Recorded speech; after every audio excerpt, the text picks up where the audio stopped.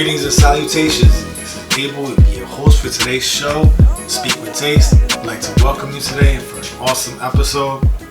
Today's topic for today is the dispersal of the Jews. Today's topic is mainly focusing on where are the Jews today.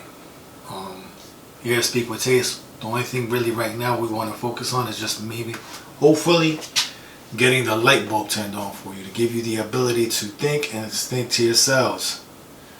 If these are where these people are, then where are they now? So, who are they? We understand that these Jews have never been done away with. They have just been simply hidden. They have been forgotten who they were or who they are. So we're just going to kind of shed a little bit of light today, through Speak with Taste. We are the salt of the earth, and with that we speak with taste. So let's get to it. First we want to start with dispersal. Dispersal is a word frequently used in banks and in any type of distribution. So if you go to a dictionary, it just says to drive off or to scatter in different directions. We understand today that if you read the Bible, or if you read the great book, the book of all books, it's known that the people of Israel were scattered abroad. And it's not focusedly attended to in its appropriate context. With that being said, we're going to go ahead and push forward through this episode, and we're going to try to help you through it, you know what I mean, so you can see and get the gist of what that really means when they all address themselves as a scattered abroad people. Let's see how it goes. We'll touch in James 1:1 for an example. It's one of my favorite intros. The way he just sets it off, he just gets right to it. He says, James, a servant of the Most High, and the Lord Jesus Christ, with the world ignorant calls Jesus, to the 12 tribes scattered abroad. Greetings. To the 12 tribes scattered abroad. Greetings. This is after his brother's death and resurrection, parleyed and went up. Alright? So that was a very known thing from the beginning time of Moses, when he warned them all in the wilderness, all the way to this point, even till today. The key thing about this is that there was a time and season between the Grecian Empire and the Roman Empire of the forgetfulness of their heritage. So when Christ came into the scene, he was aware of it, obviously, and they also, the Jews from the southern kingdom, also knew about it too, through their forefathers.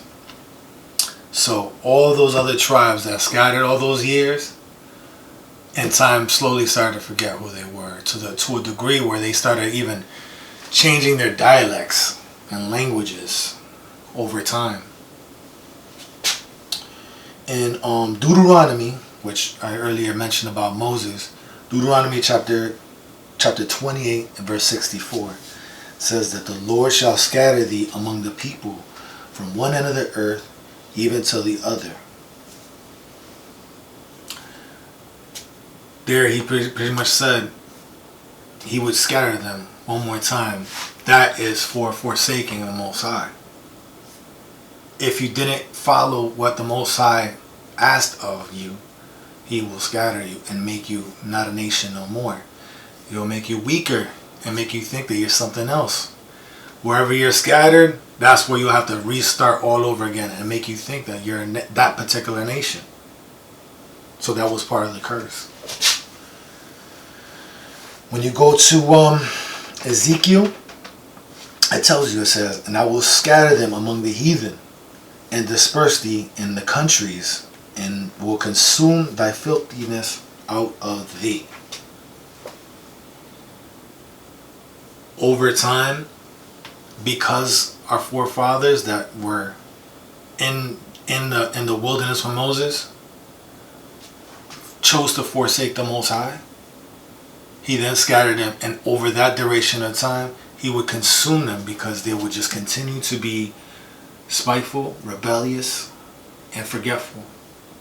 Lawless, most importantly.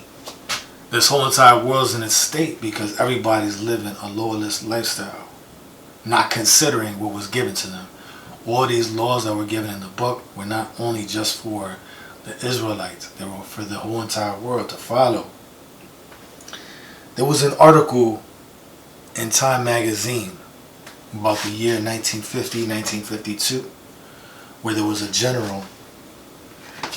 It was a general, an Egyptian general, and he was he had like I guess he was in an interview, and at that time it was, there was inquiring about peace in the Middle East. And even in the time of Egypt, because the scripture says that Ephraim Manasseh is still in Egypt till this day. So there was definitely Israelites, even during this time in 1952. And they were all aware of it. All the Egyptians were aware of it, even from their departure, from storytelling to storytelling.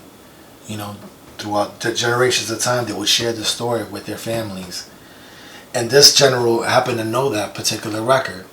And he said himself, and he admitted, he quoted this exactly. He said, in the Middle East, the president of Egypt, Gamal Abdel Nasser, stated, the Jews will never be able to live in peace because they left here black and came back white. It was known that after the World War, a lot of those captives went apparently back to Egypt, to Israel. But those weren't the original people there. Once the Israelites were held captive and taken into slavery, the land was inhabited by the neighboring countries. And they sought it to continue or try to continue the traditions of the Israelites. And that's how it began, and that's how it was. And this Egyptian general, president, leader, knew it. So it's a great focal point to understand that the real Israelites that dispersed due to their disobedience and forsakenness of the Most High allotted them to be spread out and scattered. Now, when you look at, if you envision this in your mind, if you look at the map of Israel, the little slither, there's all these countries around it. You have the Middle East, right to the right. Then you have South, is Africa, because Israel really is Northwest Africa. But because through all the fighting and because they all wanted a part of the Most High's land, they just basically deemed to call it Middle East. So when the Most High said that he would scatter them, he scattered them literally through all lands and islands throughout the outside of Israel, from one side of the earth all the way to the other. During the time of Christ, there's a record in the book of John where it says, in the 7th chapter, it says, then he said among the Jews to themselves, whether he will go that he shall not find him, will he go into the dispersed among the Gentiles and teach the Gentiles? The apostles were asking amongst themselves, where would Christ go if we don't see him anymore? Knowing that there was a dispersal and that Christ would potentially or possibly can go to those dispersed, because those were the ones that scattered the land or the world prior to this point in time. At that point, it was around 720, 721 BC. The southern kingdom Israelites from the kingdom of Judah were aware of that. So when Christ came, he knew what time it was. There was a few prophecies that Jacob left as parting away from his leaving the earth and blessing his children, and they were all in Egypt at that time. And at that time, it was all of them. They were all there. And Jacob was literally laying in his bed could hardly keep his eyes open. Basically could count his breaths literally down. His time, his days and his not time, his days and his time was literally numbered. And he left some prophecies to each and every one of them. Now, I would like to go through all of them, but it would be so much of a extensive lesson that, you know, this show and time wouldn't permit. So I just want to touch in a couple of them. First we can start with Zebulon. He said, particularly he said, and you shall dwell in a haven by the sea, and you shall be for a haven of ships. So he basically told Zebulon, in the last days, this was where you can be found. In the haven of the sea, and in the haven of ships. The only place potentially that I could be is over there by the Panama Canal. Reason being, every ship has to cut through there to get from the Pacific Ocean to the Atlantic Ocean, from the Atlantic Ocean to the Pacific Ocean. If you don't go through that way, you have to go all the way around the Horn, all the way South America, and then you have to fight through the Straits of Magellan. And personally speaking, I was prior service. I was in the Navy, so I actually went through the Straits of Magellan. I went all the way down South America and came all the way up. And let me tell you something, it is a nightmare to go down that way. I was in a ship that carried about 5,000 people, both men and women, and even in that big of a ship, I was still going up and down like this. Up and down, up and down. It was absolutely dreadful. So if you were a ship and you were able to gut through the Panama Canal, you were able to safely travel from the Pacific Ocean to the Atlantic Ocean, or the Atlantic Ocean to the Pacific Ocean. So that where Zebulon could be found potentially. Now, in the Panama Canal, there is several nations there. There is Panama, Costa Rica, Nicaragua, Belize, and a couple more. But you know what I mean, just to kind of off top mentioning, that area would be where Jacob saw where Zebulon would be found in the last days. Simeon and Levi, for an example. Simeon and Levi says, they are brethren, instruments of cruelty, and their habitations, O my soul, come not out of their secret unto their assembly. My honor, be not thou united, for in thy anger thy slew a man, in thy self-will they dig down a wall. Cursed be their anger, for it is fierce, and their own wrath, for it was cruel. And I will divide them in Jacob and scatter them in Israel. That was so profound, because what happened at that time was, if one could remember, it was Simeon and Levi that avenged the twin sister of Zebulon's twin sister. It was Dinah. What happened was the Prince of Elam came through and just pretty much found it his own way to go ahead and have her. He spotted her in the court place, in the courts where everybody would be shopping, and saw his way to be with her, and had his way and broke the heritage of our forefathers, that you're supposed to go to the father first before you take a hand of your child, your daughter. And they took it upon their way because they weren't Hebrews. So at that point, Simeon and Levi weren't having it. They went ahead and avenged Dinah, and certainly slew him and everybody in their camp. I mean, it was an onslaught, and it was only done by two people, two brothers.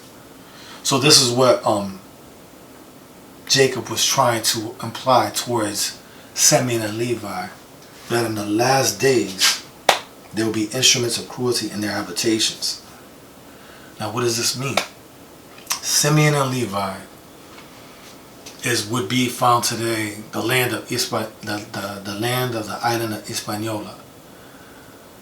The island of Hispaniola is the only island that carries two countries, and they share it. It's Haiti and the Dominican Republic. Such a beautiful island, such beautiful people. That is where Jacob saw where Simeon and Levi would be, because them two are brethren. They did not leave each other. But through their anger, they dug up their own wall. So that's why there's a big division between them two. It says right here, it says, their self-will, they dig down a wall. Cursed be their anger for it. So they ruin their blessings because they're in war with each other. Not even realizing that they're brothers. They came there at the same time. They shared the land. So this is what happened where Jacob saw Simeon and Levi. So all those people between Haiti and the Dominican Republic are the sons and daughters of both Simeon and Levi today. I think lastly, I'm going to touch up on Joseph. It says on Genesis 49, 22 through 25, says, Joseph is a fruitful bow, even fruitful by the well. If you're a fruitful bow, you're still going to be growing. But he expounded and said, even fruitful by the well. If you're by the well, your waters, your moisture in the ground is going to constantly be fruitful. Whose branches run over the wall. The archers had surely grieved him and shot him and hated him. That is a reference to the conquistadors. But his bow abode in strength, and arms in his hands were made strong by the hands of the mighty God of Jacob. When you look at a lot of the boxes today, like for example Miguel Cotto, Felix Trinidad, you could look it up yourself. The people that they opposed, folks that fought Felix Trinidad, they even said like getting punched by Felix Trinidad feels like you're getting ran over by a truck over and over. His hands were just crazy heavy. From thence the shepherd is a stone of Israel. Now if you look at the translation of Ephraim in Hebrew, it just translates to I am fruitful. And Manasseh, which is also his twin brother, not his twin brother, his older brother, means made to forgive. So the tribe of Joseph could be found in the Caribbeans along with Simeon and Levi. That is Cuba and Puerto Rico today. The port of riches, a land of fruitful, the land to be fruitful. With that, I have an extra record over here, which is a straight up gem. It's called the Lost Tribes and the Promised Lands, and there's a few records in here that is extremely precious. Definitely want to share with you today. But as I said, there's 12 sons. Amazing prophecies. I would be here for at least 3 hours breaking it down. But here with Speak with Taste, we just want to give you an appetizer and a nice intro, smooth intro that you can just kind of get the gist of what or where these people can potentially be today in 2021. So in this book right here, Lost Tribes and the Promised Lands, written by Ronald Saunders, can easily be found. Fantastic read. If I just briefly go to page 77, I'm going to kind of just touch up on a couple sections. But it says, all his life, Columbus' ideas and geography were permeated with a peculiar religious mysticism. He kept a book of prophecies in his records in which he collected quotations, mostly from the Bible, often those dealing with the isles far off, that seemed to prophesy his own discoveries. His personal copy still exists today. Appears Dialili's Amigo Mundi, a kind of Christian Plinian synthesis of world geography.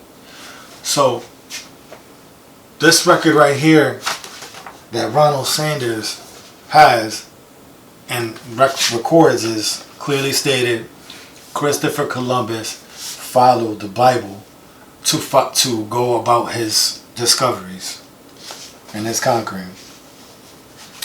If I skip down to about the next paragraph, it says, in the beginning it says, a striking element of Columbus's geographical religiosity and his intense and abiding interest in the second book of Esdras.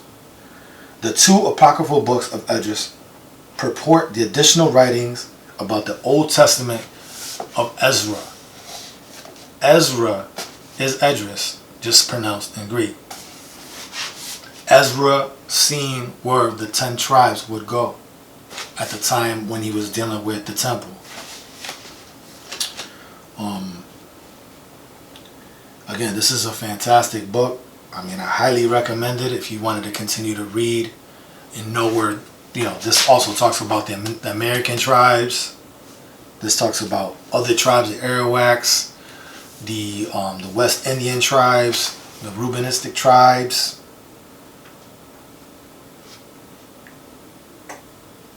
All right, here's the last record I have here. It starts in page 363, but just to kind of get into it, I'm gonna pick up on page 364. It's the following page, and it talks about this Portuguese traveler. His name was Antonio Montesinos, and he was in a big crossroads in his life. And during the duration of all his traveling, he got convicted. And it doesn't really clearly state what were his convictions. But throughout the time of his prison, he remembered certain things that he met from previous traveling. And when he got out, he was looking for a particular brother by the name of Francisco. Francisco also was a Hebrew.